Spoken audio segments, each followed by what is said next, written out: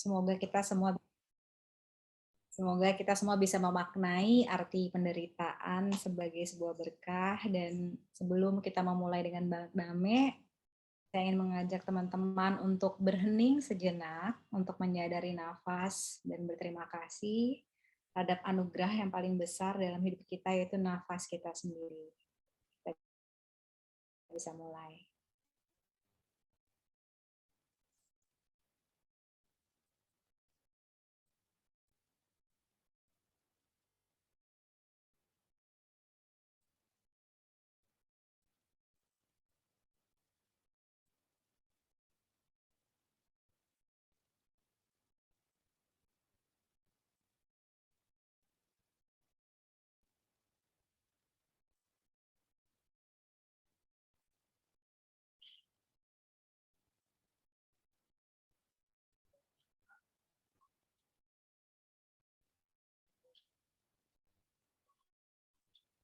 And if you're ready, you can open your eyes. Jika sudah siap, boleh membuka mata. Terima kasih. Bismillahirrahmanirrahim. Saya lanjutkan. Silakan Bang Dame, boleh dimulai.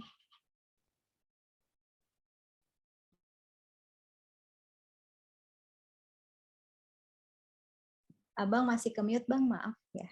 Oke. Terima kasih Aksara Jiva ya, Mbak Anggi yang telah fasilitasi pertemuan ini. Bismillahirrahmanirrahim. In the name of God, the most merciful and compassion. Assalamualaikum warahmatullahi wabarakatuh. Suara saya oke ya? Soundnya oke? Oke. Alhamdulillahirabbil alamin.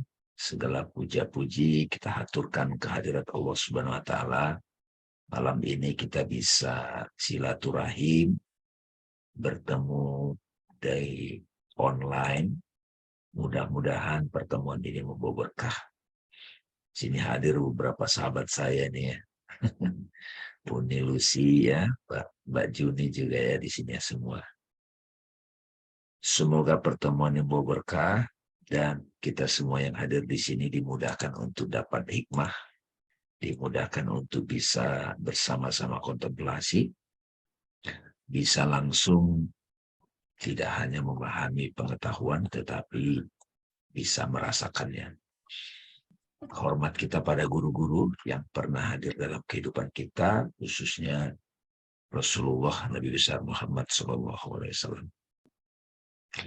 Sahabat-sahabat sekalian, pertemuan malam ini saya sebut sebagai direct path gitu ya.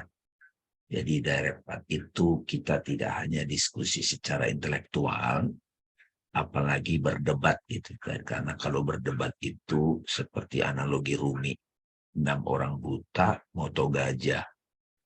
Yang pegang kaki bilang gajah seperti pohon, yang pegang belalai bilang gajah seperti ular gitu misalnya.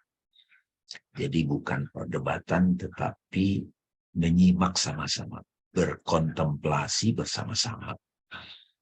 Nah, direct path itu maksudnya begitu. Dari direct path itu kita jadi mengalami langsung pengetahuan kita.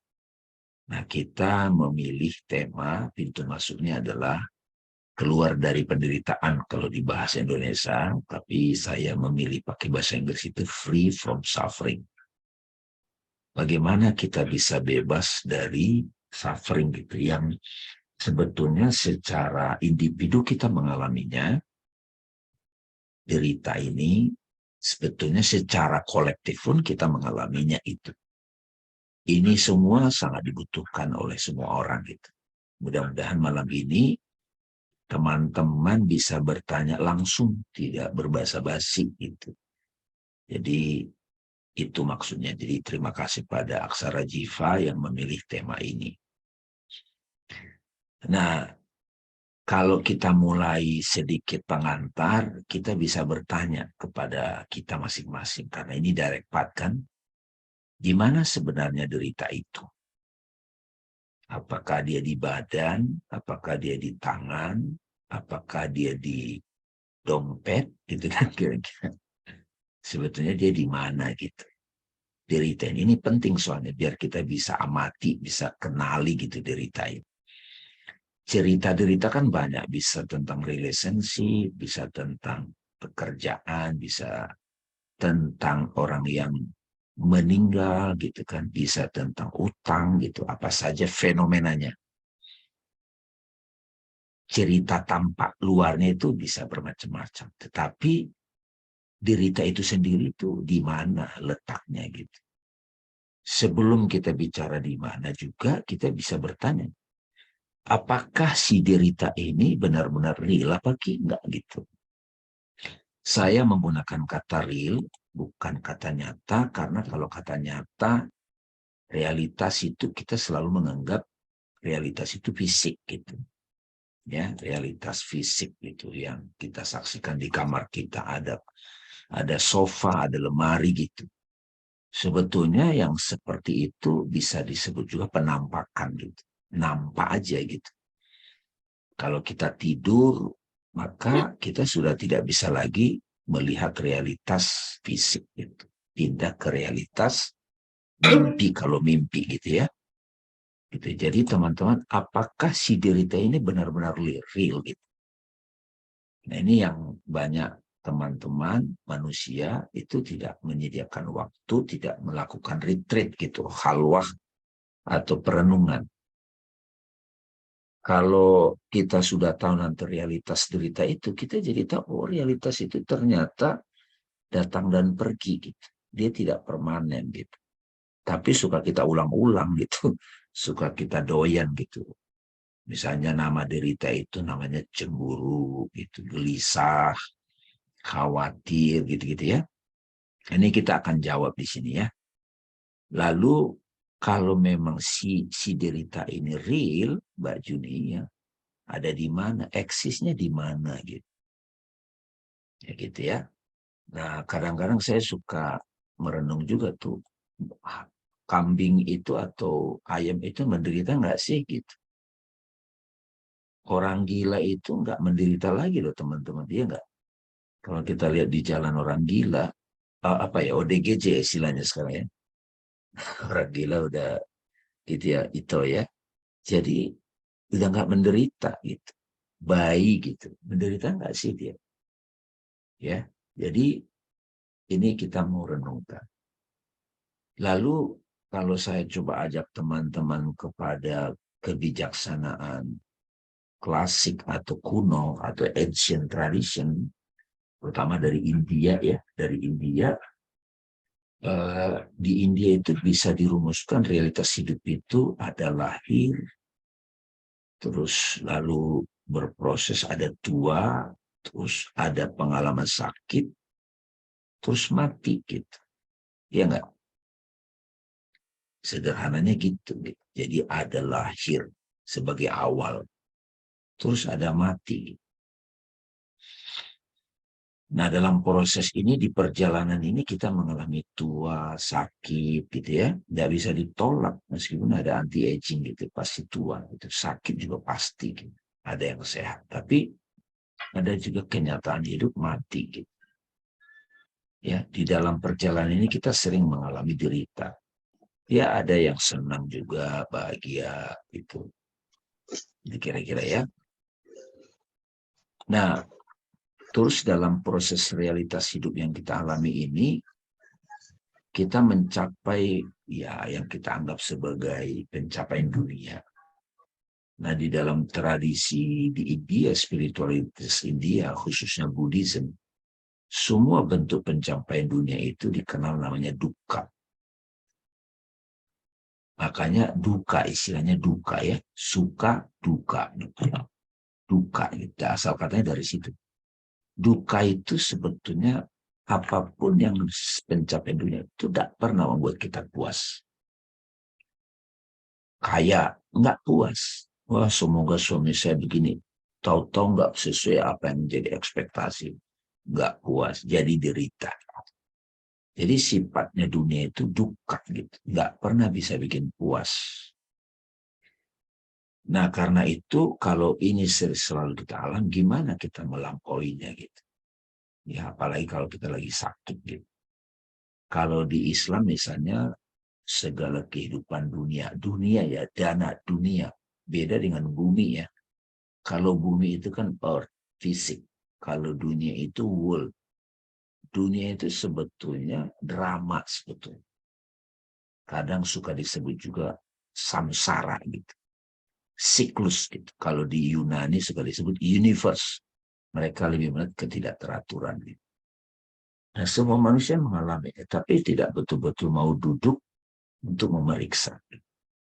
Ini kenyataan realitas hidup. Nah, ketika kita memperhatikan tubuh kita, mulai dari bayi, terus anak-anak, dewasa, sampai mulai bongkok begini kan, tubuh berubah. Kalau kita duduk diam nih, kita bayangkan zaman SMA, pikiran berubah, emosi berubah. Tapi ada dari diriku yang tidak berubah. Itu bagian dari penyelidikan. Nah, yang tidak berubah ini apa gitu? Pikiran berubah, emosi, perasaan berubah. Nah, lahir terus akhirnya mati. Nah, apakah aku yang eksis? Apakah aku masih eksis setelah mati? Kan ini juga menakutkan bagi kita. Gitu. Ini realitas itu. Saya lagi ngajak teman-teman ke situ. Nah, terus kalau kita ajak meneliti pengalaman kita selama hidup, ya, ini ada pikiran kita itu, konsep pikiran kita itu paham pengalaman itu dibagi dalam dualitas polarisasi subjek-objek. Ini ada di pikiran kita. Kalau ada objek yang dialami, ada subjek yang mengalami. Nah, pertemuan antara subjek dan objek ini disebut pengalaman, gitu ya.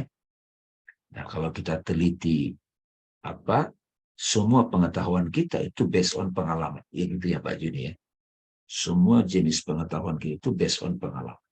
Kalau dari Google itu pakai perantara. Dari cerita. Gitu. Tapi akhirnya pengetahuan itu adalah pengalamanku. Nah, pengalamanku itu jadi kesaksianku. Jadi nanti dalam dialog kita nanti, kita menderita.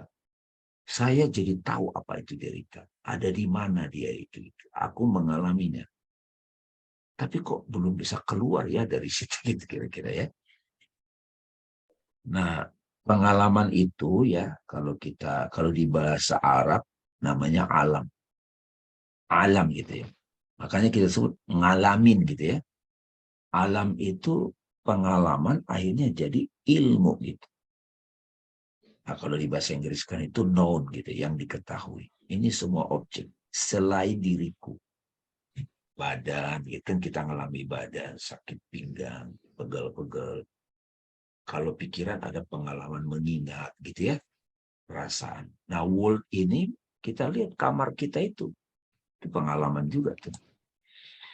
Nah, kalau kita selidiki badan kita ini sebagai objek yang dialami, kalau kita nutup mata teman-teman, itu ternyata ada sensasi gitu. Ya, sensasi gitu. Pegal-pegal, kesemutan gitu ya. Nah, kita sadari itu. Nah, yang banyak orang tidak selidiki adalah subjek yang menyadari ini. Gitu kira-kira ya. Subjek yang menyadari ini yang sering kita sebut sebagai aku gitu. Nah, belakangan saya suka mengenalkan itu sebagai standing as awareness, gitu, kesadaran gitu. Kesadaran yang menyadari dirinya ya. Ini saya langsung ke ininya dulu ya, baru nanti kita diskusi ya. Nah, ada lagi pendekatan, kalau ditanya mengalami aku, itu ada badan kita, ada soul atau mind ya. Banyak menyebut soul ini jadi roh gitu ya, tapi di sini kita sebut aja soul itu perantara antara body dan spirit. Nah, content of the soul ini ada berpikir rasio, ada memori mengingat, ada membayangkan, ada sentimen perasaan, di situ juga ada kehendak. Nah, di sini. Nah, kalau body ini kan ada alat mata, telinga, hidung. Melalui body inilah kita mengalami yang kita sebut dunia, fisik. Gitu. Tapi sebetulnya yang membuat kita tetap bisa menjalani kehidupan ini karena ada di sana spirit. Nah, untuk bisa menyadari spirit itu kita perlu diam. Tadi Mbak Anggi nanya apa? Mengajak kita bernapas, napas kehidupan. Nah, sebetulnya kalau kita selidiki pelan-pelan, yang disebut aku itu adalah napas itu tadi. Ya, aku kesadaran yang bernapas. Ini ya. Nah, kalau kita ajak sedikit ke kitab suci, karena kita orang Islam pada umumnya, napas inilah yang memberi kita hidup. Aku, jadi kalau ditanya, siapa aku? Ya yang bernapas itu sebenarnya. Pikiran itu adalah yang disaksikan kan? Yang disaksikan. Kita nutup mata pasti datang dan pergi. Nah, napas ini kalau kita merujuk ke kitab suci itu yang disebut rohnya gitu ya. Apabila telah kusempurnakan kedadiannya, maka aku tiupkan rohku gitu. Aku tiupkan ya, kata-kata tiup nih teman-teman. Tiupkan rohku gitu. Jadi nah mati adalah ketika roh itu mulai kembali ke asalnya gitu. Nah, di mana derita sekarang? Nah, ini pertanyaan kita. Derita ada di mana? Ya, kira-kira di mana? Apa di badan, di kaki, di roh, di kolbu, di roh, atau di mana derita itu gitu kira-kira? Ya, nah ini yang sebenarnya kalau tadi pertanyaan. Nah, kalau dari paparan ini mulai terjawab dong, yaitu ya, di mana derita itu sebenarnya? Misalnya kita sebut aja deritanya namanya benci, dendam. Benci itu di mana, Mbak Juni? Atau misalnya orang yang suami istri, suaminya mau kawin lagi. Sebel dong sama suami. Sebelnya itu ada di mana gitu. Suaminya lagi ngelayap kemana gitu kan. Tapi kita kesel. Gitu. Nah di mana tuh deritanya itu? Kira-kira. Nah ada yang nyebut derita di hati kan. Nah ini perbedaan istilah ya. Nah, saya menggunakan bukan hati, kolbu teman.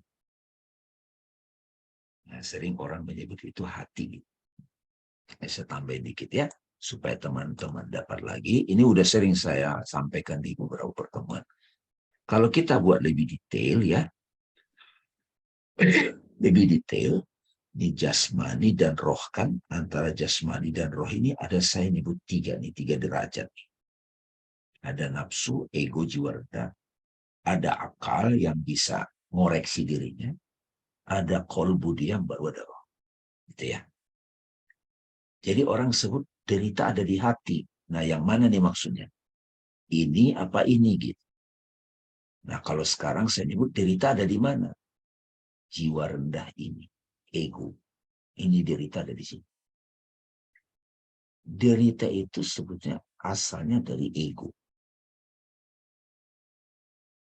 Gua dan lu. Nah kita merasa kita berbeda sama orang. Kalau di akal, suami itu sudah mulai kita lihat cerminan kita. Gitu.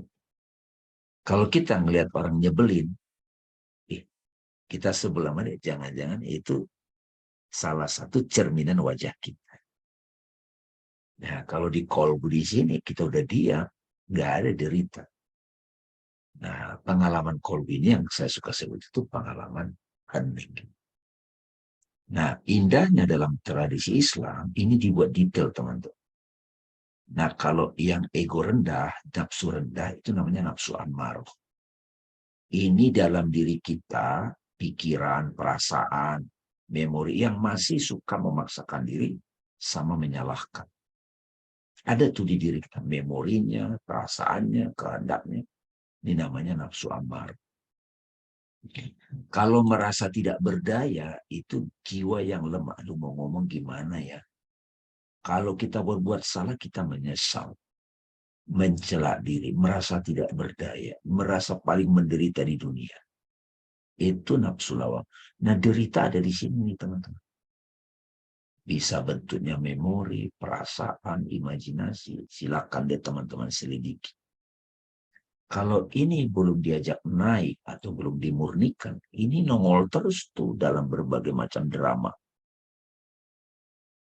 Tapi kalau setiap ada peristiwa, kita tidak lagi mengentertain tarikan dari dua jiwa ini, dua derajat ini, tapi kita mulai ke akal dewasa, nafsu mulhamah.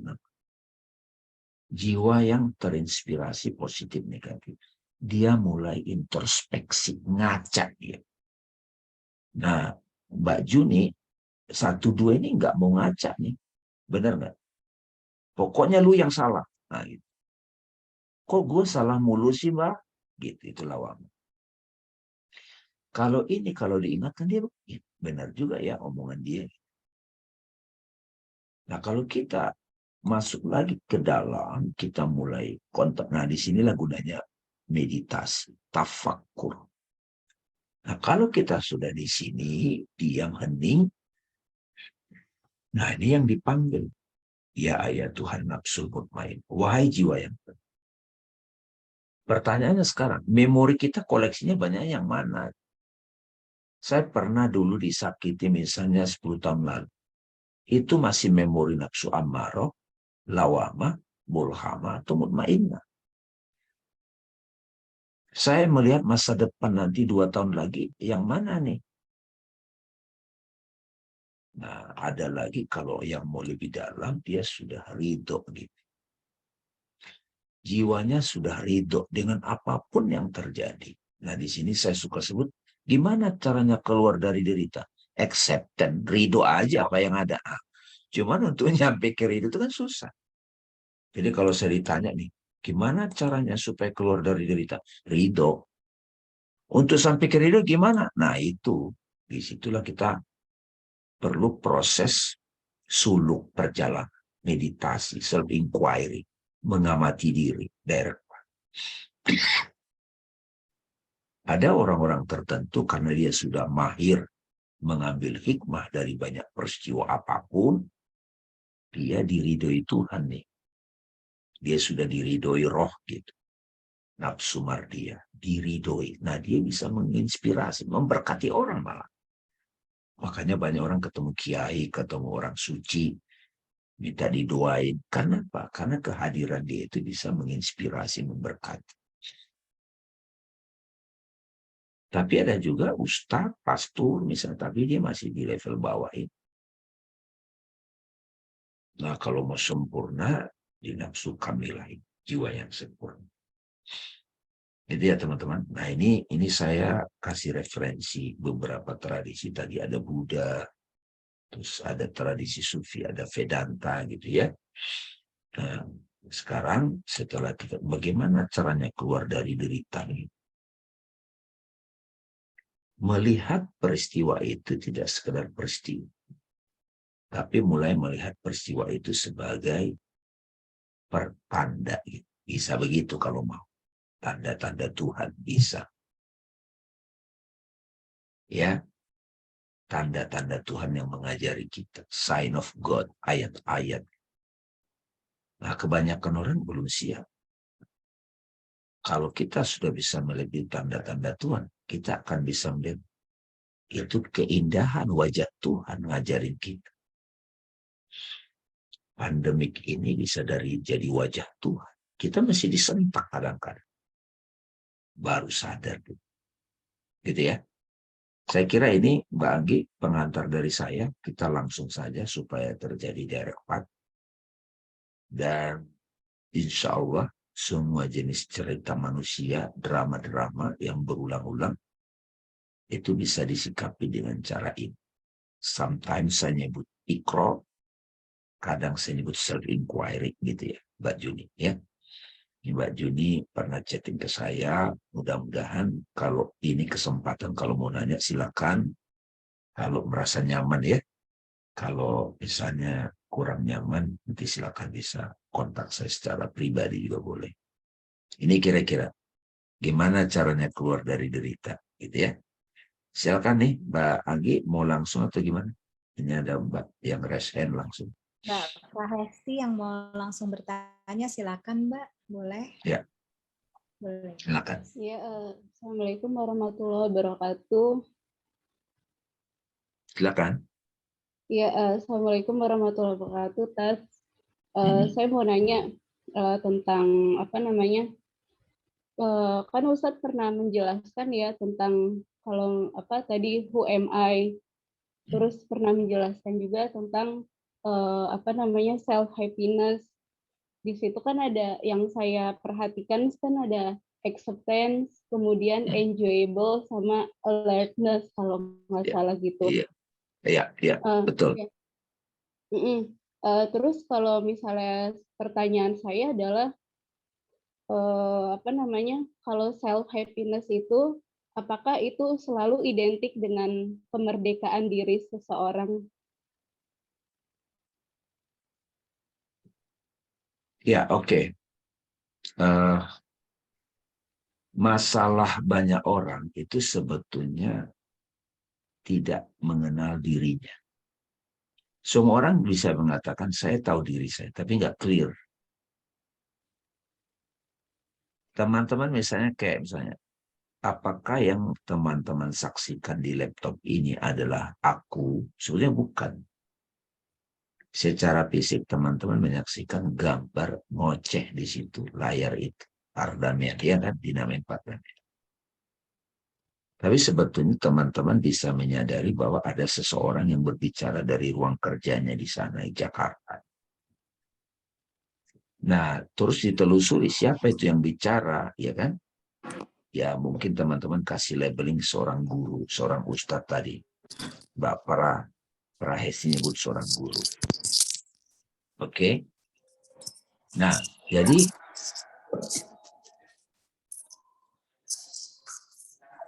bisa di ini siapa tadi? Nah, pertanyaannya Mbak, kalau kita belum mengenal diri kita yang sejati itu melalui praktek mengenal diri, self-inquiry atau meditasi, maka kita akan melakukan apapun belum bisa merdeka. Kita melakukan apapun karena kondisi sosial. Kita karena dikondisikan oleh background masa lalu, trauma. Gitu. Jadi tidak pernah bisa merdeka kalau kita masih mengidentifikasi diri kita as a person. Seorang istri nggak bisa merdeka, dia harus memperhatikan suaminya. Iya dong? Jadi apakah kita benar-benar bisa merdeka? Bisa saat kita kembali kepada your true self. Gitu kan? Nah, pada waktu kita berinteraksi dengan suami atau dengan istri atau dengan anak, kita mempartikularisasi diri kita as a person sesuai fungsinya. Supaya kita bisa menikmati bahagia dengan peran itu, enjoyment, kita lakukan atas dasar cinta kasih. Makanya salah satu kualitas I am itu adalah kasih sayang. Dharma. Itu enjoyment. Compassion gitu. Tapi kalau kita melakukan karena untuk kepentingan ego kita, oke kita senang orang manut, ngebos gitu kan. Satu saat kita ketemu orang nggak patuh sama kita.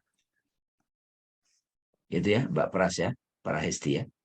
Jadi kemerdekaan itu hanya kita alami saat kita kembali kepada diri kita yang tidak teridentifikasi dengan person, dengan apapun. Itu kadang saya suka mengenalkan itu sebagai I am space. Aku adalah space. Hening itu. Kalau mau tahu Kolbe itu apa? Space. Ridho gitu. Space. Nah itu butuh latihan tuh gitu, teman-teman.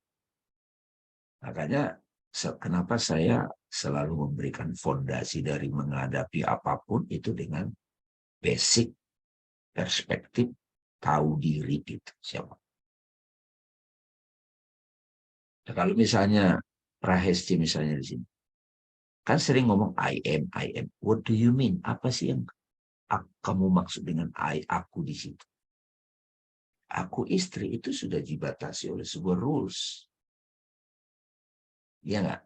Aku ibu, aku manajer. Jadi yang merdeka itu adalah aku yang true self itu. Gitu Mbak Prahesti.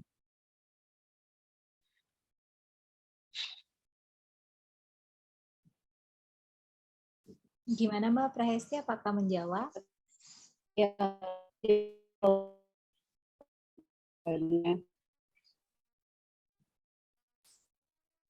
Suaranya putus-putus Mbak, maaf. Oh iya, jazakallah khairan banyak. Tapi saya mau bertanya lagi tentang ungkapan yang biasa saya dengar. Ada yang mengatakan bahwa barang siapa yang mengenal dirinya pasti mengenal Tuhannya. Eh, Minta tolong dijelaskan dong, Tat. Mungkin kalau saya masih mungkin belum begitu paham dengan kata-kata itu, jadi penjelasannya gimana, Tat? Oke, gini. Dari kecil kita itu sudah disuguhkan satu term, satu kata-kata yang kadang menakutkan, kadang juga menenangkan, yaitu kata-kata Tuhan. Nah, kita sudah sering mendengar kata Tuhan itu. Ilah bahasa Arab atau Rob gitu. Atau nama lainnya juga kadang Allah gitu. Nah, Tuhan yang selama ini kita maknai itu sebetulnya objek pikiran loh. Benar nggak? Bukan Tuhan yang asli. Kalau misalnya saya tahu sesuatu karena apa? Saya ngalamin kan. Saya tahu kopi karena saya mengalami fisik. Nah, pengalaman Tuhan ini apa? Nah, pengalaman Tuhan itu kalau dalam terminologi framework Islam disebut bersaksi. Makanya itu jadi syarat utama. Aku bersaksi. Asyhadu alla ilah. Tidak ada ilah gitu Mbak Praesti. Kita harus mengalami satu fase. Oh, bukan ini loh Tuhan yang asli. Bukan suami, bukan duit, bukan dok. Jadi apa dong? Nah, disitulah kita mulai menyelidiki, kita nengok ke dalam. Ya kan? Nggak lagi mencari Tuhan di luar. Bahkan dalam Islam, Tuhan itu punya rumahnya di Mekah gitu. Bahwa itu kalau sudah mulai berkontemplasi lebih dalam, itu perumpamaan. Perlu nggak perumpamaan? Perlu mengajari manusia. Jadi bahkan Tuhan yang kita objekkan itu harus kita la ilaha, tidak ada itu. Jadi kalau Nietzsche bilang Tuhan sudah mati, maksudnya itu Tuhan yang lu persepsi gitu loh. Saya suka tanya orang itu kalau udah mulai belajar lebih serius, pernah nggak punya pengalaman ketuhanan atau pengalaman spiritual? Misalnya saya tanya sama Prahesti, kapan pernah nggak mengalami pengalaman ketuhanan atau spiritual deh? Susah lo jawab itu. Ya nggak? Lagi sholat, jangan-jangan kita cuma ritual aja gitu. Ada orang bilang, oh saya pernah sakit parah, stroke, udah berobat sana sini, tiba-tiba ya saya ngomong aja, saya meskipun nggak bisa lihat Tuhan, nggak bisa bayangin, saya ngomong aja di hati saya, berpasrah. Tiba-tiba ada satu momen dia mengalami kesaksian. Nah kesaksian itu dia nggak bisa describe, ungkapannya cuma nggak ada tempat aku bersandar kecuali. Nah di situ dia ada pengalaman, itu yang saya sebut kesadaran ilahi. Kalau teman-teman pernah dengerin, ya ini saya kutip aja, Denny Sumargo gitu di podcastnya Deddy Corbuzier, itu bagus tuh. Dia pernah cerita waktu dia di Kerinci, ada satu momen dia udah kayak mau mati gitu. Dia mengalami kesaksian. Nah, visualisasinya masing-masing orang bisa berbeda. Tapi yang penting di situ ada kesaksian kolbu. Apa cirinya kalau sudah mengalami kesaksian kolbu? La roiba fi, tidak ada keraguan. Jadi mudah-mudahan ya di pertemuan malam ini teman-teman sudah mulai bisa merenung nih. Jangan-jangan saya belum benar-benar mengenal Tuhan yang real itu. Karena begitu kita when you realize, begitu mengenal Allah, mengenal ma'rifatullah melalui ma'rifatun nafs, kamu adalah kebahagiaan itu. Jadi kalau kita misalnya mau keluar dari derita, sebenarnya kita mau bahagia. Bahkan mau bahagia itu ya bertemu Tuhan. Menemukan kebahagiaan sejati sama dengan bertemu Tuhan. Gitu kira-kira. Jadi itu kira-kira kalau Mbak Prahesi buka beberapa sekarang kan kalau klik Parlemen Harap banyak di YouTube tuh saya lihat. Itu banyak saya mengulas itu. Ya, paling tidak malam ini Mbak Prahesi udah mulai paham yang selama ini saya menganggap saya sudah kenal Tuhan.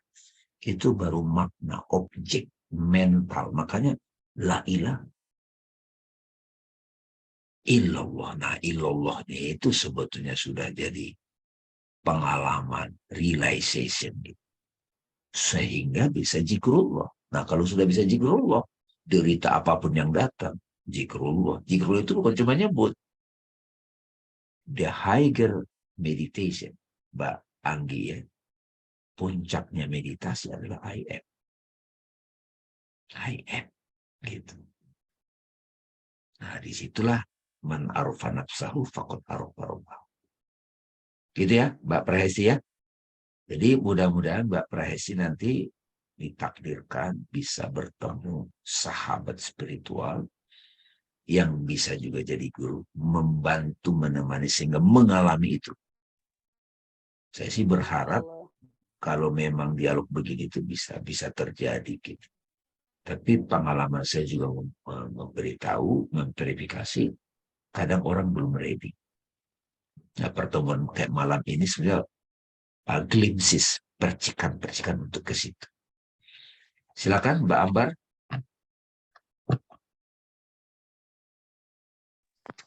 Halo, Assalamualaikum.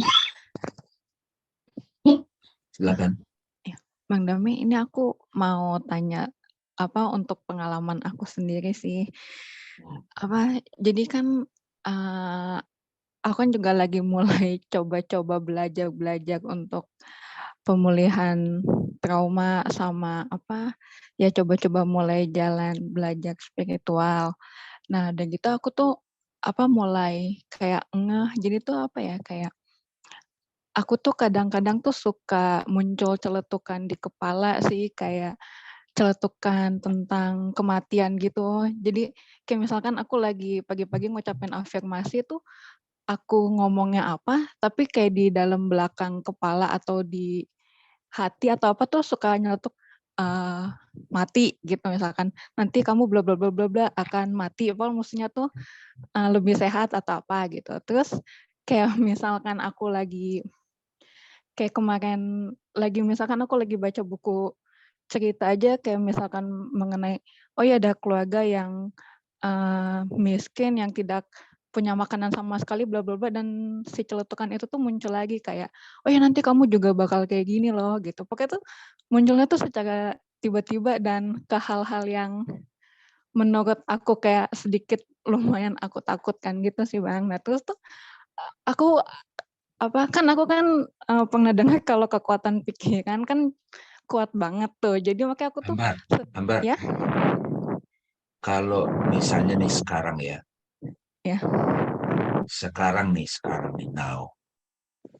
Ada nggak suara-suara itu terjadi sekarang? Kalau sekarang sih enggak sih Bang, tapi Oke, hold dulu. Nggak terjadi kan? Iya. Oke ya, nggak terjadi suara-suara itu. Suara-suara itu yang disebut itu suara-suara pikiran kan? Datang dan pergi, betul? Iya. Dia bisa bentuknya suara, imajinasi, gambaran mental, perasaan, oke? Iya. Misalnya, coba sekarang misalnya apa yang paling mengganggu kamu? Sebut saja namanya. Apa ya? Nah, ketika kamu baru mikir, itu kan mungkin kamu merasa belum nyaman bisa cerita. Katakanlah misalnya cemburu masih mengganggu kamu? Cemburu enggak begitu sih Bang. Oke. Apa perasaan yang paling suka mengganggu kamu? Oh, ini sih perasaan takut, gak nyaman gitu sih Bang, kayak takut. ngerasa iya takut. Enggak diterima orang gitu ya? Lebih takut kayak takut dijahatin sama orang gitu, takut apa ya? Iya. Oke. Nah, itu bentuknya sebetulnya kan imajinasi kan? Iya sih Bang. Oke, see? Pada saat datang perasaan takut bentuk imajinasi itu, oke? Ya. Salah satu cara yang paling langsung untuk bisa tidak terganggu dengan itu, kamu fokusnya itu ke napas. Inhale. Jadi masih datang nih suara ini. Begitu kamu sudah attention-nya pindah ke napas, kekuatan dari pikiran cemas, pikiran takut itu berkurang. Oke, Ambar? Iya, ya. Oke. Makanya semua praktik meditasi, yoga, ataupun dan lain-lain, itu selalu menggunakan direct path-nya itu adalah breathing, napas. Nah, kamu cukup melakukan beberapa kali praktek napas, itu sudah membuat kamu kembali kepada aku yang damai. Right? Benar nggak? Iya, ya, Bang. Oke, tetapi belum istiqomah. Oh, Oke, belum istiqomah. iya. Nah, kalau kamu sudah bisa praktek sendiri, misalnya malam ini, itu bagus. Tapi kalau masih butuh kemahiran, kamu perlu berteman sama teman-teman yang sudah mahir menghadapi pikirannya sendiri. Jadi rahasianya sebetulnya, kamu sadar pikiran itu hanya tamu yang datang dan pergi. Jangan lock in sama pikiran itu. Maksudnya jangan lock in, jangan menganggap kamu adalah pikiran itu. Kamu, aku adalah yang bisa mengamati pikiran. Makanya sekarang kan tadi saya tantang kamu. Apa yang mengganggu lagi nggak datang? Karena kita lagi berada di ambience yang peaceful. Di forum ini. Ini kayak forum.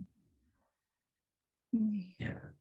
Jadi teman-teman sekalian, salah satu metode untuk keluar dari derita adalah derita itu kebanyakan itu memori, teman. Memori. Jadi ada sebuah peristiwa, bisa orang tua kita, bisa kejadian apapun. Itu masih suka datang mengganggu. Ya, jadi Iya, semua derita itu yang paling, makanya disebut trauma. Kalau mau pakai bahasa religius itu sebenarnya disebut dosa. Dosa itu beban batin. Di psikologi namanya trauma. Apapun yang membebani kita kejadiannya, katakanlah di masa lalu, sekarang masih bisa jadi pengalaman di pikiran, di memori. Nah, belajarlah untuk menontonnya. Seperti kita menonton film horor. Berjarak, sadar bahwa aku berjarak. Bisa membedakan aku yang menjadi pengamat dengan objek pikiran. Kalau si pikiran itu, suara-suara itu mengganggu kamu, melemahkan kamu, dia menjadi ilahmu, Ambar. Iya. Sebetulnya dalam agama, pikiran pengganggu ini membuat was-was itu yang disebut syaitonir rojim. Ya, karena Iya. itu kalau di Islam, a'udzubillah minasyaitonir rojim. A'udzubillah itu apa? Itu kata-kata sebetulnya itu kamu kembali ke napas, karena Allah itu hadir di napasmu. When you practice, kamu praktek napas sadar sehingga kamu beberapa kali lambatin, makin lambat, makin sadar. Apalagi kamu sudah bisa menyadari yang menyadari napas, udah tidak ada apa-apanya lagi pikiran itu. Nah, kalau besok datang pikiran itu lagi, kamu bisa tonton. Nah, mau masuk lebih dalam lagi, tanya di dalam pengalaman itu. Ini hikmahnya apa? Gitu ya Bu Juni ya, teman-teman semua yang hadir. Kalau sudah dapat hikmahnya, bukan di pikiran loh. Hikmah itu bukan datang dari pikiran. Hikmah itu datang dari inspirasi. Di atas pikiran. From your heart. Kalau kayaknya ini nih hikmahnya. Itu bukan. Itu mikir gitu. Tapi kalau tiba-tiba kamu, oh ini toh, nah itu yang disebut rodiatan mardiyah. Jadi kalau diceritakan ada yang mungkin kejadian masa lalu ataupun apapun itu yang men-trigger, saya sudah accepted. Saya sudah menerimanya, saya sudah berdamai. Let it go, ada begitu. Atau let it be, gitu kan. Gitu Ambar ya. Jadi nggak ada yang bisa membantu kamu keluar dari situ kecuali kamu sendiri sadar aku mau keluar dari situ. Iya, Bang. Nggak diruqyah, nggak dihipnotis, ya nggak ada itu sebenarnya. Ketemu sama pesulap merah aja itu nanti. Jadi kamu sendiri yang dengan sadar, dialog ini membantu kamu sadar. Oh iya ya, aku bisa kok menonton pikiran, perasaan, emosi ini. Kemampuan kamu bisa menonton pikiran itu tanpa terganggu. Itu yang saya kasih nama alertness. Prahesti. Alertness itu dalam bahasa Al-Quran, saya suka kasih nama juga, bisa dikatakan bertakwa. Supaya dapat bertakwa, kita perlu latihan menahan diri sembari mengamati puasa Ramadan. Nah gitu. Karena kalau kita disiplin begitu Mbak Anggi ya, 21 hari, 30 hari, itu habitnya dapat. Jadi mulai besok Mbak Ambar, meskipun belum datang puasa Ramadan, kapanpun datang pikiran yang begitu yang sudah bikin derita, kamu pertama-tama kamu alihkan perhatiannya ke napas. Kalau sudah standing as awareness, peace itself, baru kamu belajar nonton. Mana tuh mantan gue? Nah, tonton aja mantan itu. Jadi si mantan itu yang dipikirin udah nggak bisa mengganggu kamu. Tapi kalau kamu masih lihat Instagramnya mantan masih bergejolak, nah belum bertakwa. Kok dia sama itu romantis, kok nggak sama gua enggak sih? Nah gitu-gitu berarti kamu masih lock in sama si person Ambar yang lawama. Wake up. Iya, Bang. Terima kasih ya, Bang ya. Ambar, saya bilang nggak ada yang bisa nolong kamu kecuali kamu memutuskan buat dirimu. Iya. Dan di situ kamu say to God in your heart, Tuhan tolong aku.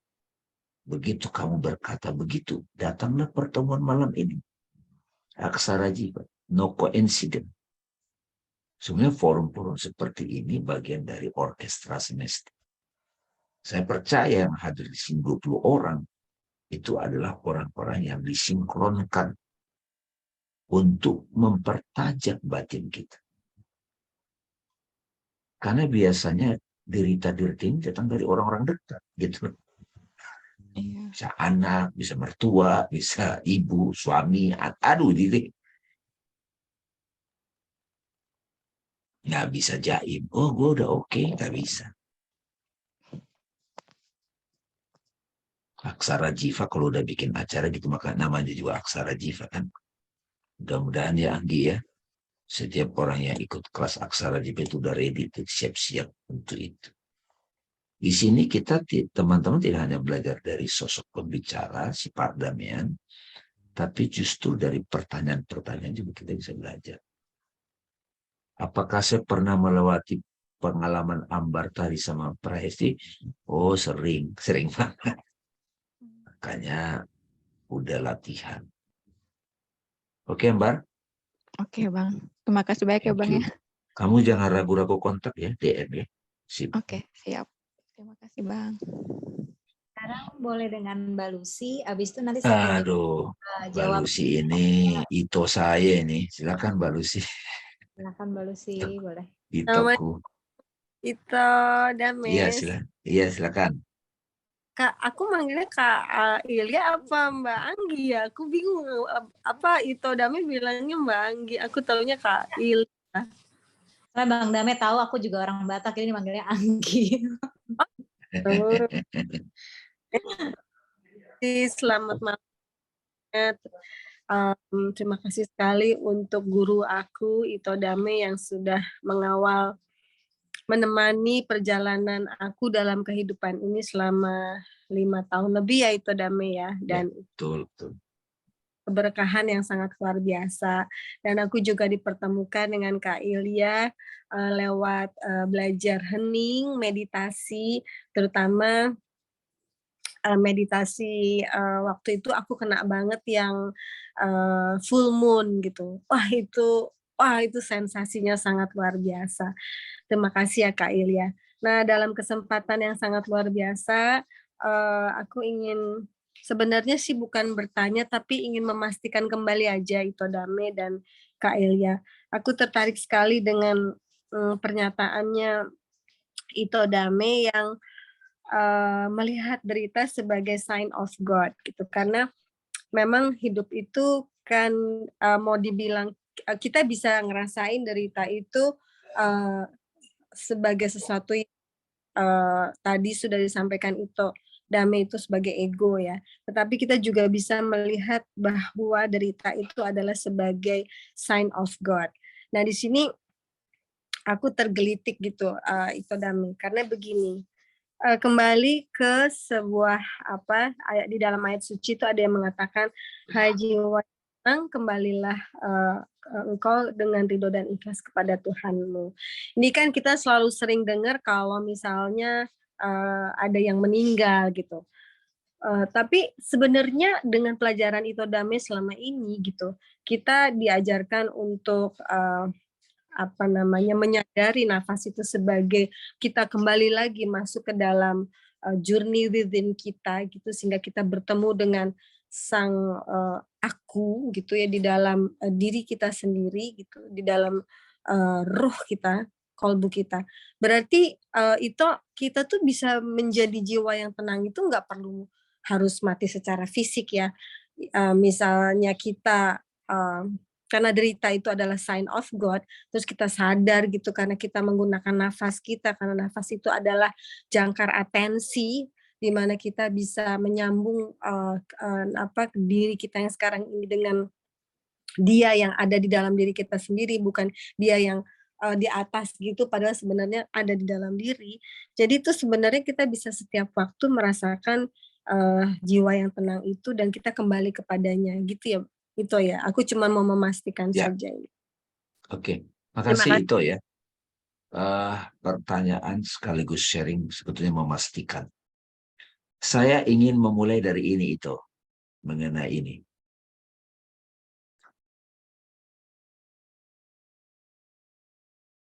Pain misalnya, pain.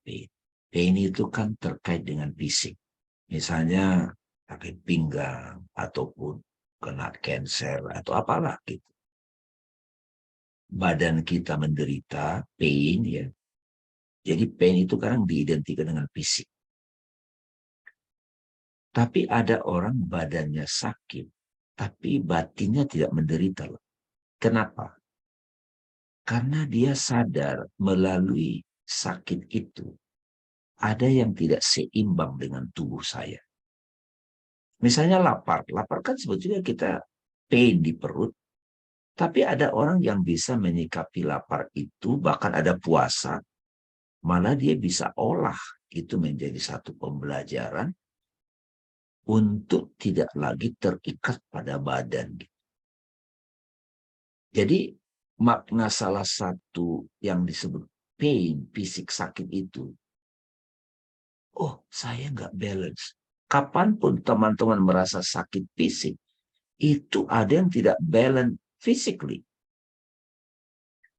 Kalau derita, itu ada yang tidak balance in your mind.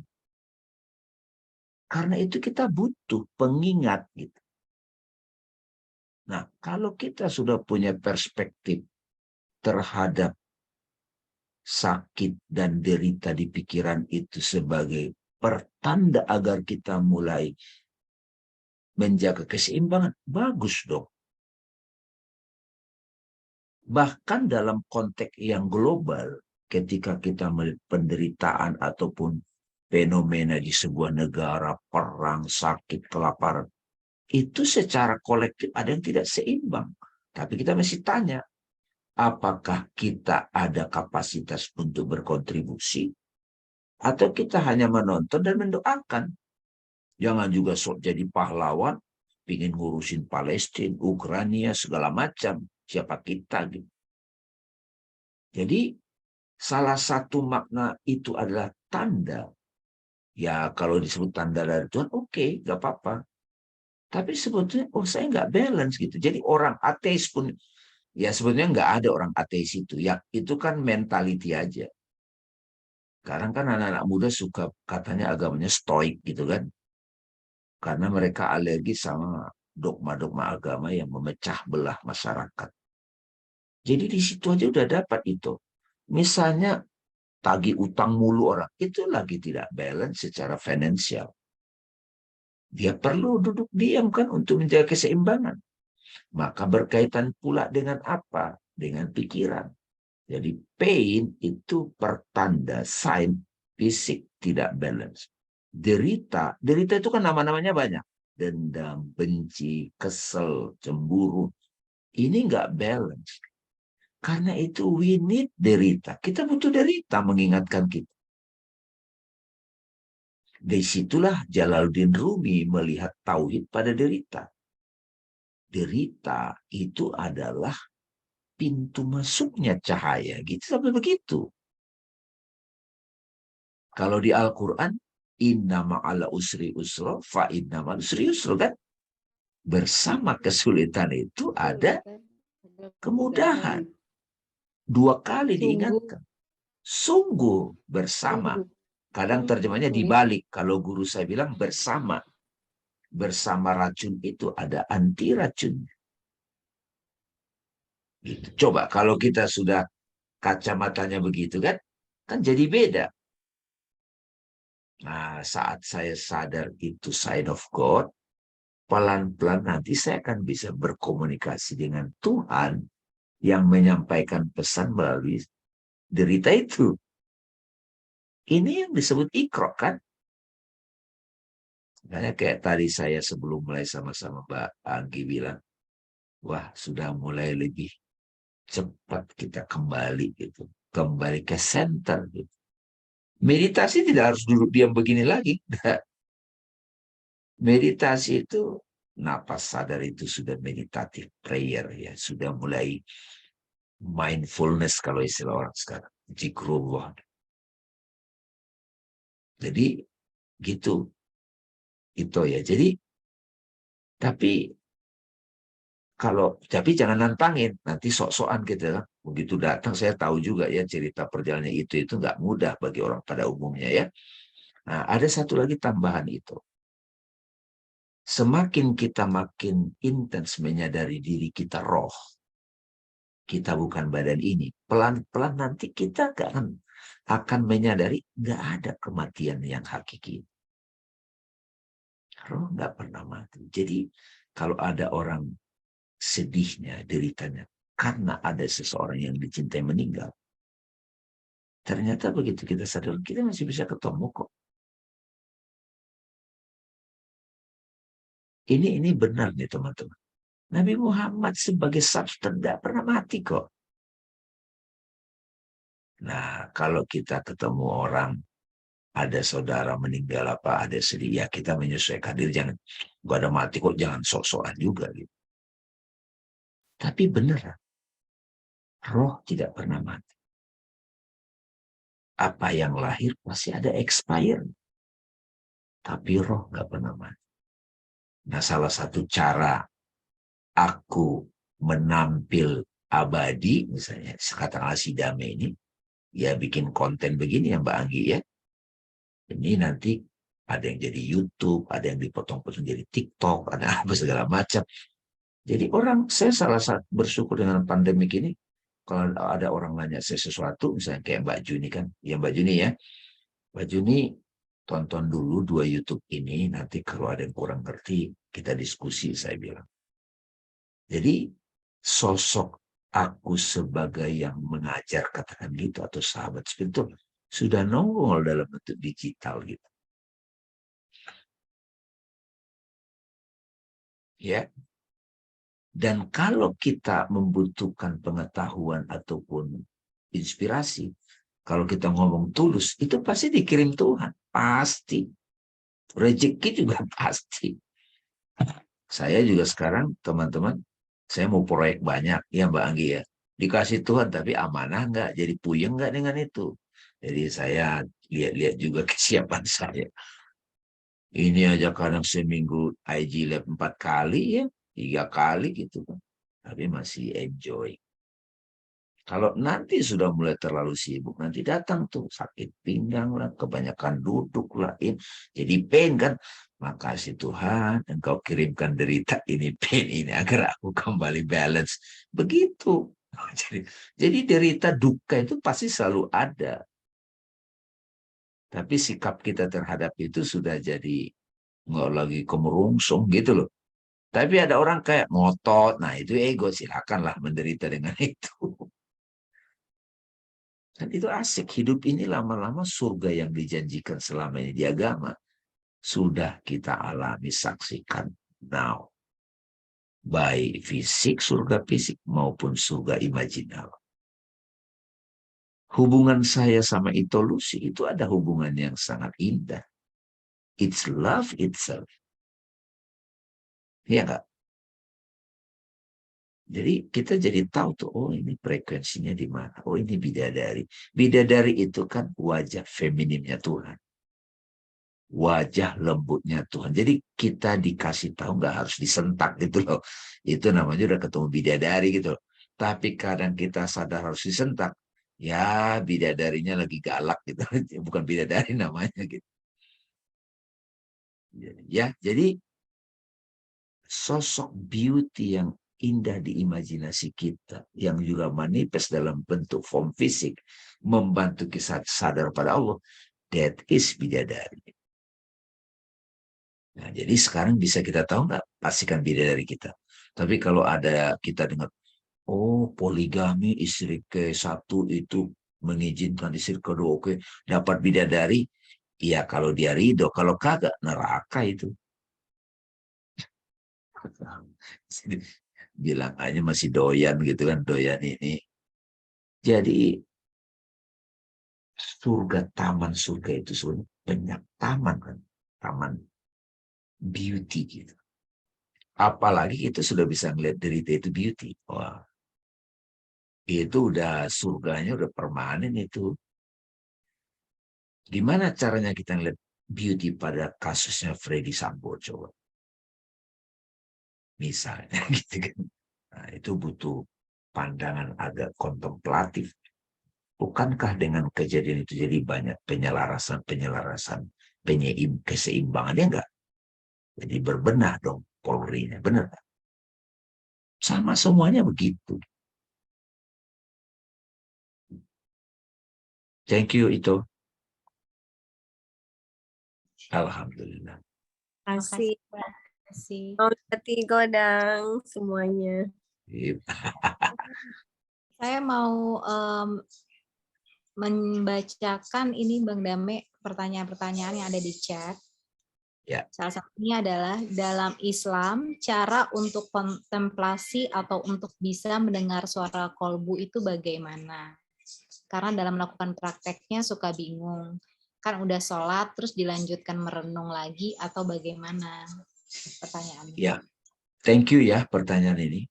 Ini sebetulnya sering saya sampaikan di beberapa pertemuan. Salah satu boleh dibilang ketidaklengkapan ajaran agama yang kita dapat dari kecil itu difokuskan pada pikir. Saya nggak nyebut salah ya, tidak lengkap. Jadi akhirnya kita menganggap sholat itu sebatas peraturan, kalau nggak dilakukan dosa. Gitu. Kalau teman-teman sudah mulai belajar the way of love, the way of knowledge, ma'rifat dan mahabbah, sholat itu adalah momen kita ngedit dengan Tuhan, intimacy with God. Kayak orang yang pacaran gitu ya, mereka mau merayakan hari jadi mereka, itu mereka bikin acara gitu loh. Di hotel mulia gitu, pakai gaun gitu loh. Apa gitu. Itu apalagi dengan Tuhan gitu. Jadi kalau memandang Allah sebagai kekasih, itu sholat itu otomatis kalau perspektifnya sudah cinta kan jadi khusyuk itu, jadi kontemplatif. Ruangannya masa bertemu kekasih ruangannya ngasal.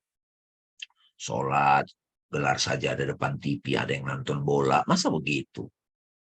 Nah ini sangat bergantung lagi bagi teman-teman dengan wawasan kita tentang berkontemplasi, sholat, zikir, tafakur.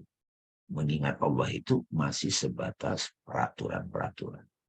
Belum dilihat sebagai the way of love, the way of knowledge. Saya sangat rekomendasikan teman-teman bisa baca bukunya Helwa, Secrets of Divine Love. Itu detail tuh. Udah ada di Gramedia, udah pada bahasa Indonesianya, udah ada jurnalnya gitu. Itu berita baik tuh, hadir di zaman sekarang buku itu. Karena kalau yang saya baca buku-buku sholat itu sebagai jalan cinta, itu buku-buku klasik. Nah, sekarang udah ada yang bahasa kontemporer. Caranya bagaimana? Ya tadi, perspektifnya diubah dulu. Perspektifnya sebagai jalan cinta. Kalau perspektifnya udah berubah, beda tuh. Nggak harus, saya kan beberapa kali ngajarin bule mau masuk Islam. Saya nggak langsung ngasih bacaan, teman-teman. Perspektifnya dulu dibenahi. Begitu dia sudah mulai menyadari. Kan saya bilang, kalau anak muda itu saya tanya, HP-mu kalau lowbat diapain? Dicas banget. Kalau kamu lowbat diapain? Lowbat gitu, bete. Ngecasnya gimana? Ah, mau nggak saya ajarin?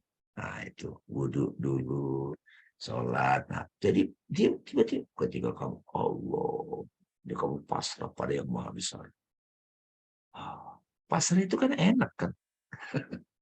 Ini kan pasrah. Ruku, humility gitu. Itu ya. Mudah-mudahan terjawab ya. Saya udah kasih rekomendasi bukunya ya. Jadi nanti belajarnya pun jadi enjoy. Coba deh baca tuh. Awalnya aja udah bikin kita ketagihan tuh baca buku itu. Karena buku itu ditulis dari hati. Ada lagi pertanyaan nih Bang Dame, dalam proses menerima derita, seringkali ada satu waktu ikhlas. Nanti satu waktu lagi ingat kejadian, timbul rasa nggak ikhlas lagi. Itu bagaimana Bang? Nah, ini bagus juga nih. Kalau kita kembali ngambek, bete, itu pelajarannya belum tuntas gitu. Karena kan saya bilang bab cemburu aja ya Mbak Anggi ya. Itu bisa berapa kali itu.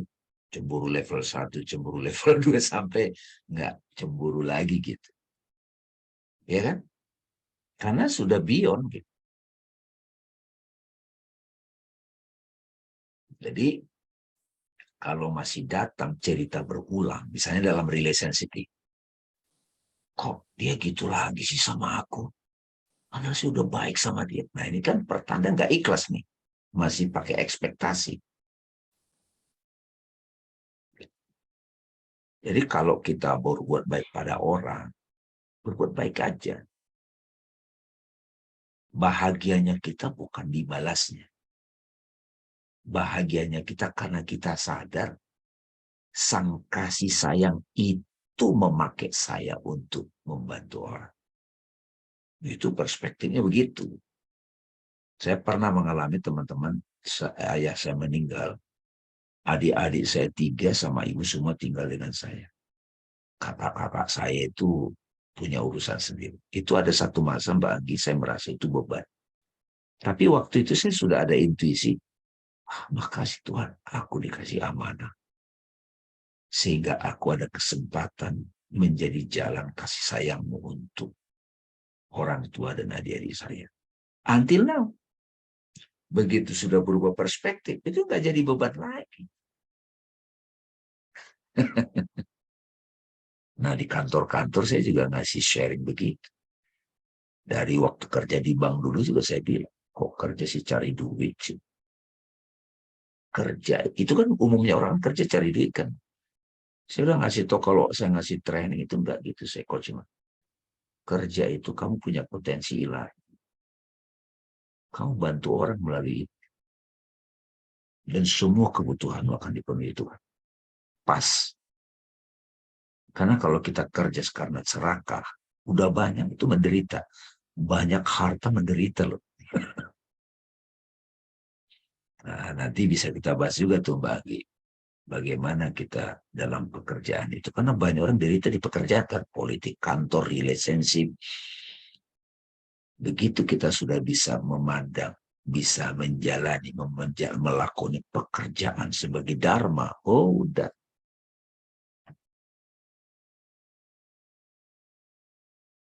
Clear ya? Mbak Emma nggak nanya tadi, kayaknya mau nanya tuh. Mbak Juni.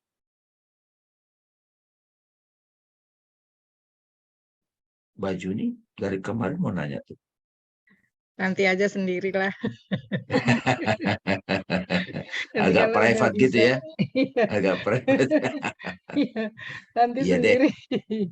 Iya. Oke, sip. Maunya private. Mungkin ada teman-teman yang ingin bertanya lagi. Judul bukunya itu ya, bisa diketik nggak, ada yang bantu ya? Secret of Divine Love. Helwa. Of Divine Love.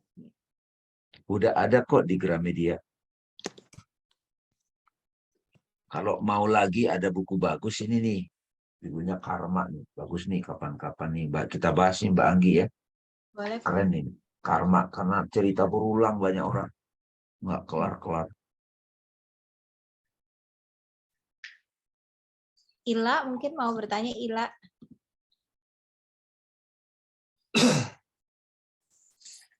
Ya, apa ya? Halo Bang Dame.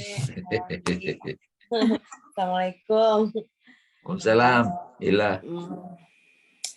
Aku kan selama ini ya belum setahun sih aku kehilangan suami ya itu, dan aku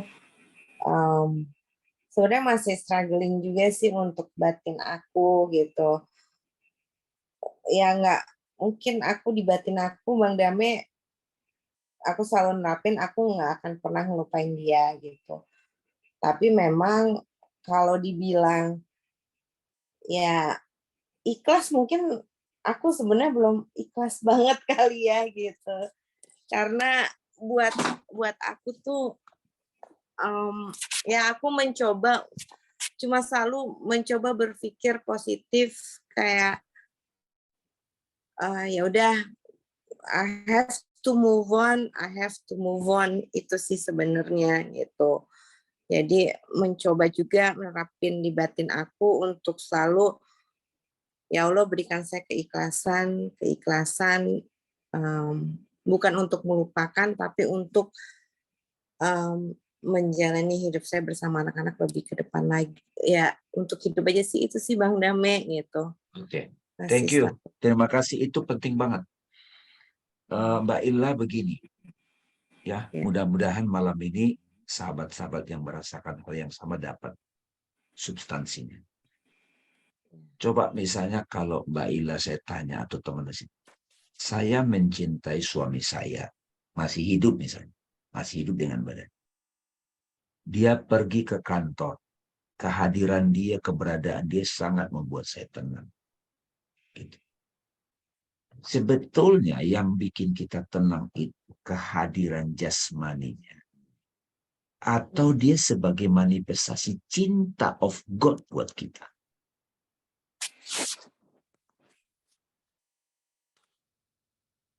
Karena dia the manifestation of divine love kan, Mbak Ila? Iya. Bukan karena jasmaninya. Itulah yang maksud saya itu perlu bangun. Perlu menyadari. Jadi kalau saya mencintai seseorang, katakan bisa itu ayah, istri, suami, guru, yang saya cintai apanya? Misalnya nih kayak teman-teman nih. Misalnya ada orang, aduh aku sayang sama Bang Dame gitu. Yang dia sayangi apanya? Badannya, kacamatanya, salnya. Itu yang suka saya ingatkan kalau ada orang misalnya mencintai sosok Dame, saya bilang. kamu harus sadar yang kamu cintai itu kehadiran Tuhan melalui sosok itu. Itu abadi. Shakespeare, dia sudah mati badannya, tapi karyanya masih hidup. Kenapa? Karena waktu Shakespeare yang fisik itu mengeluarkan Hamlet itu ataupun Romeo Juliet, itu ada kehadiran nama Tuhan. Sehingga ada orang Jepang, dia bikin versi dia, karya Shakespeare. Muhammad bin Abdullah yang fisik, bahkan kita nggak kenal fisiknya loh, Mbak Ila. Iya. Tapi substansi kasih sayang sosok Muhammad menyebar. Soekarno sebagai bapak proklamator, udah fisiknya udah meninggal. Bahkan kalau kita dengar cerita-cerita ininya dengan segala warna-warni hidupnya, banyak orang yang sebel. Tapi beliau sebagai kehadiran Tuhan membawa satu bangsa merdeka. Itu ada di Pak Jokowi, ada di Ibu Megawati, ada di saya juga. Gitu cara ngelihatnya. Jadi jangan lagi dipakai Mbak Ila cara-cara pandang lama. Ya. Saya sama waktu ayah saya meninggal, yang saya kangenin dari ayah saya apanya? Badannya. Ternyata rasa perlindungannya. Begitu ayah fisik meninggal, itu digantikan oleh guru saya. Bahkan lebih advance. Saya sering Mbak Ila itu jadi father buat anaknya orang. Ayah biologinya yang masih hidup nggak memberikan peran father. What is the real father? What is the real beloved? The real suami itu yang mana? Fisiknya, soulnya yang nyebelin. Akhirnya kan yang kita cinta itu apa? Ini yang saya sebut namanya. Fenomena dualitas. Fenomena itu ayatnya. Di situ ada hadir wajah. Kalau kita udah nyampe kepada namanya, apalagi zatnya, udah itulah tauhid. Itu bebas dari derita. Kalau orang mencintai sosok damai, saya nggak ajarin dia bahwa yang kamu cintai atau divine name-nya, dia melekat pada sosok fisik karakter yang dia kenali saya. Begitu sering ketemu dia kecewa sama saya. Saya mesti mengingatkan dia, itulah fungsi seorang guru. Clear ya Mbak Ila ya. Jadi ikhlasnya itu kalau cara pandang lama nggak akan pernah ikhlas. Ya. Yang saya cintai dari sosok suami saya apanya? Badannya, dompetnya, bukan. Makanya ketika Nabi Muhammad meninggal, kan panik tuh Umar. Wah jangan bilang. Terus Abu Bakar bilang, Muhammad telah mati memang, tapi Allah nggak pernah mati. Abu Jahal tidak bisa melihat Muhammad sebagai kehadiran Tuhan, utusan Tuhan. Dia ngelihat itu sebagai ponakannya. Makanya dia terhijab. Sama juga ketika kita kesal sama orang, kita kesal sama badannya, atau persepsi ego kita tentang sosok itu.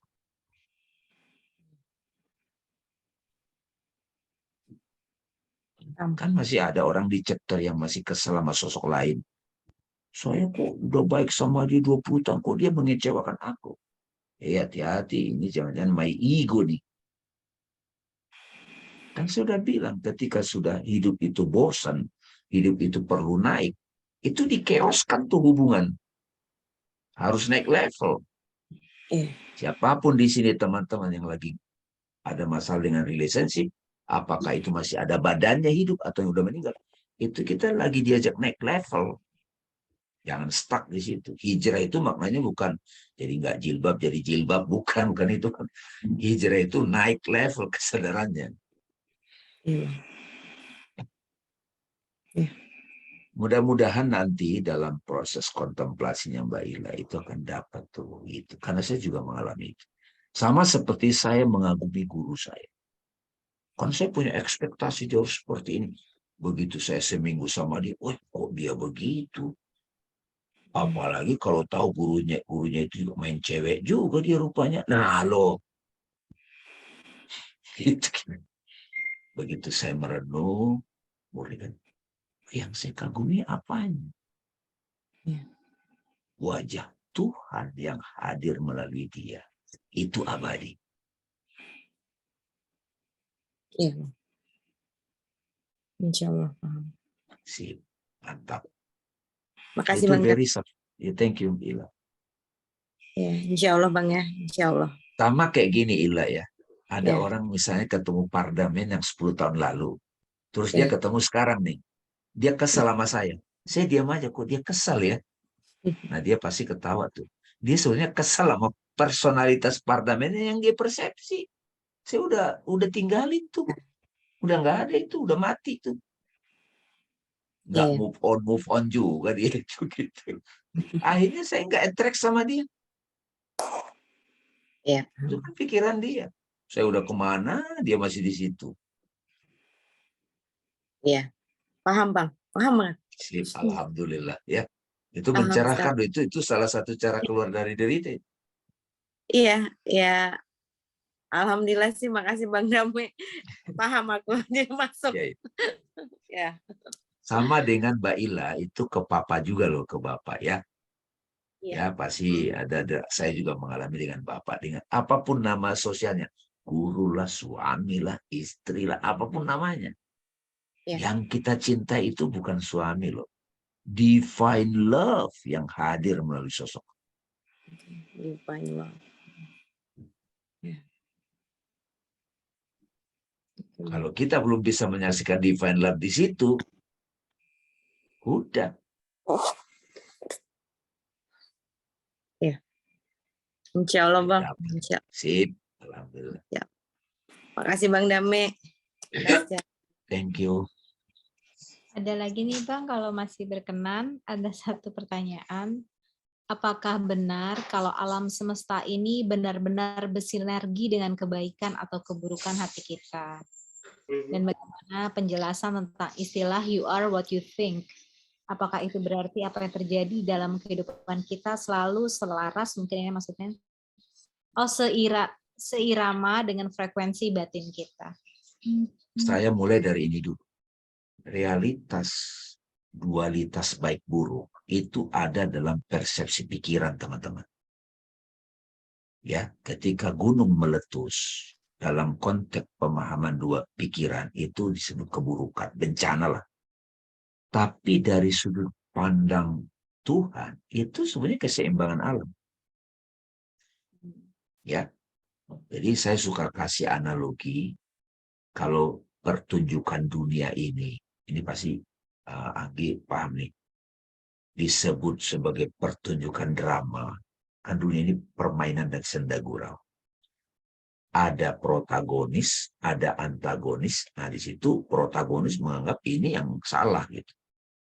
Belanda nyebut Pangeran Diponegoro itu pemberontak, tapi dari sudut pandang pengikutnya Pangeran Diponegoro dia pahlawan gitu.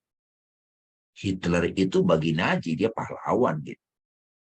Nah, itu tidak selesai sudut pandang itu. Terus ada followernya gitu, figuran. Ada penonton yang melihat pertunjukan Mbak Anggi. Itulah netizen sekarang. Seenaknya aja ngomong netizen itu. Nah, tapi yang suka orang lupa adalah siapa pembuat cerita. Sutradaranya itu. Ketika satu adegan Mbak Anggi, dia marah misalnya layangan putus deh. Reza Rahadian. Nyebelin banget dia di situ.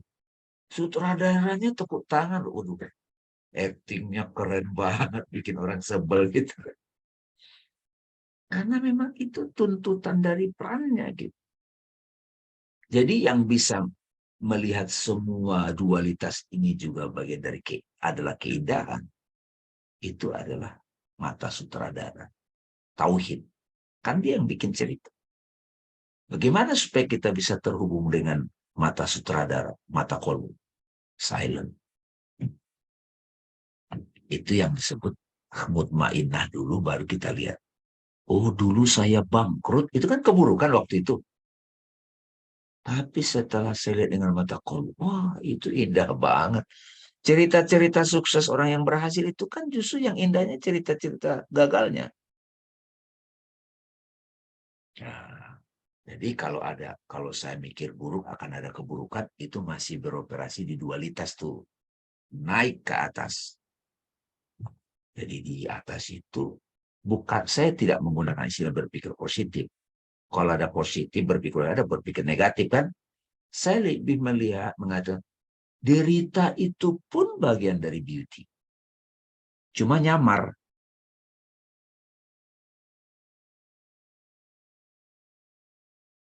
Derita adalah kasih sayang Allah yang menyamar.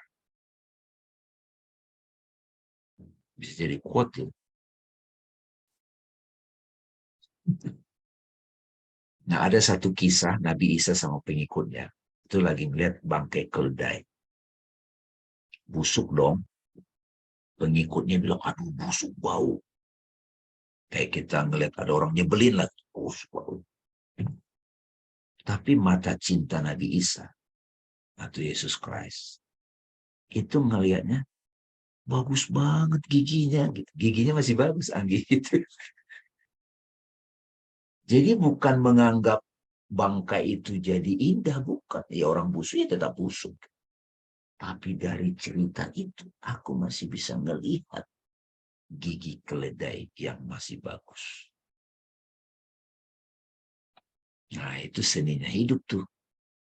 Orang itu nyebelin selamanya. Memang nyebelin, jangan bilang, oh enggak, dia oke kok, itu munafik. Dia nyebelin. Tapi aku bisa melihat kehadiran Tuhan pada pesan yang dia bawa.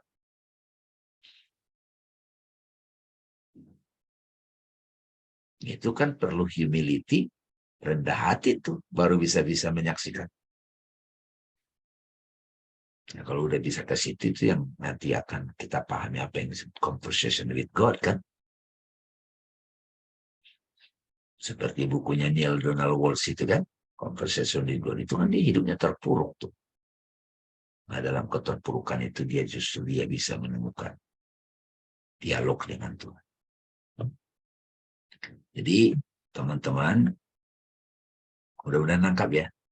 Jadi apa dong derita itu? Ketika saya melihat drama itu sebagai drama ansih dan saya melihatnya dari ego saya. Kalau saya duduk diam sebentar menyaksikannya, dari mata hati saya melihat drama tadi bukan lagi derita. Itu sign of God. Silakan latihan, praktek, lama-lama mahir. Bukan kita setuju pada orang yang berbuat buruk. Perbuatan buruknya itu tidak bagus, tapi aku tidak membenci. Aku melihatnya proporsional. Thank you, Mbak Anggi, teman-teman. Mudah-mudahan dapat manfaat. Kayaknya Mbak Anggi ini nggak apa-apa ya kita upload di YouTube ya. Nggak apa-apa, Bang. Tapi masih Ya. ada satu pertanyaan lagi, boleh atau Oke, sudah? silakan. Satu lagi boleh. Oke, Bang. Ada pertanyaan dari Enrik. Bang, tahu law of attraction? Apa law of attraction itu melampaui takdir Tuhan atau jadi kemustahilan bisa berubah jadi ketidakmustahilan? Ya, saya tahun 2006 itu suka juga sharing ini kan. Oprah kan waktu itu ngangkat ini dari Rhonda Byrne kan. Sebetulnya dari dulu sudah ada, sudah dipahami para mistikus kebenaran dari sistem ini yang sekarang populer disebut law of attraction. Bahkan banyak yang mempelajari law of attraction itu kok nggak bekerja ya? Ya karena dia masih belum bisa melampaui egonya gitu. Ya, jadi saya udah bayangin begini kok nggak datang ya. Tapi di dalam dirinya masih ada yang belum berdamai gitu. Kalau istilahnya itu kan alam bawah sadarnya itu masih gelisah, ya kegelisahan, penderitaan yang datang gitu. Jadi law of attraction itu ekspresi di zaman kontemporer ini tentang hukum-hukum semesta. Kalau di agama itu sebenarnya malaikat-malaikatnya Tuhan. Malaikat itu kalau di filsafat itu namanya the intellect of God. Kecerdasan semesta. Gitu. Kalau beli wayan suka nyebut kecerdasan semesta. Kalau di religius itu disebut malaikat. Kita wajib mengenal 10 malaikat loh. Ya, gitu. Oke ya. Mudah-mudahan ini jadi banyak tema nih yang bisa digarap. Mungkin nanti bahas karma gitu ya. Dan lain-lain. Karma itu bagus loh. Karma seri 1, seri 2, seri 3 itu bagus. Yohana baru datang nih. Nanti kita upload ya di YouTube ya, insya Allah ya. Boleh Bang. Ya, insya Allah. Oke, terima kasih banyak teman-teman, teman sejiwa yang sudah hadir pada malam ini, sudah mau sharing, sudah mau berkontemplasi bersama, belajar bersama dan berproses bersama. Mungkin terakhir Bang Dame mau berdoa bersama, Bang. Terima kasih teman-teman sekalian. Mudah-mudahan pertemuan kita malam ini bisa menjadi glimpse racikan cahaya ilahi, meskipun ada yang sudah diulang-ulang, tapi membuat kita jadi dapat. Kita berdoa mengucapkan Alhamdulillah. Al-Fatihah. Bismillahirrahmanirrahim. Ar-Rahmanirrahim. Ya, Suratul Lajnah. Terima kasih teman-teman. Alhamdulillah, barokallah. Semoga siapapun yang hadir di sini itu bisa mendapat berkah. Insyaallah bisa ditonton nanti rekamannya ya. Makasih semuanya. Terima kasih Bang Dame. Terima Makasih. kasih. Assalamualaikum warahmatullahi wabarakatuh. Terima kasih Bang Dame.